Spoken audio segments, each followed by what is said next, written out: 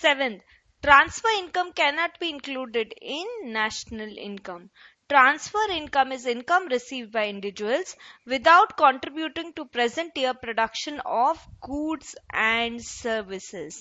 देखो, हर ईयर का प्रोडक्शन उसकी नेशनल इनकम में इंक्लूड हो जाता है, लेकिन ट्रांसफर इनकम क्या होती है? एग्जाम्पल से समझो, old age pensions, lottery prize, gifts, even charities, even आपको अनएम्प्लॉयमेंट अलाउंस जो दिया जाता है वो, तो आपने पहले कभी काम किया उसका आपको अभी रिवॉर्ड मिल रहा है। काम तो पहले हुआ था तो इस ईयर तो कोई आउटपुट जनरेट नहीं हुआ, और या फिर मियरली ट्रांसफर है, गिफ्ट एक आदमी से दूसरे आदमी को, it is just transfer, charity is just transfer, उससे कोई इनकम जनरेट नहीं हो रही है।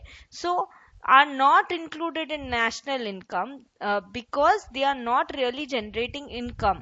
They are without contributing to present year production of goods and services.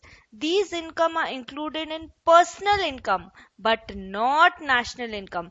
Personal income में include करोगे? यस, पर्सनल इनकम में हम उसको इंक्लूड करेंगे, बट नेशनल इनकम में इंक्लूड करोगे? नहीं, नेशनल इनकम में वो इंक्लूड नहीं होगी। If counted in both years it will lead to double counting. जिस साल सर्विस दी उस साल भी और उसके बाद जब पेंशन मिली तब भी, तो फिर डबल काउंटिंग नहीं होगी। National income includes income from production of goods and services. It does not include transfer income.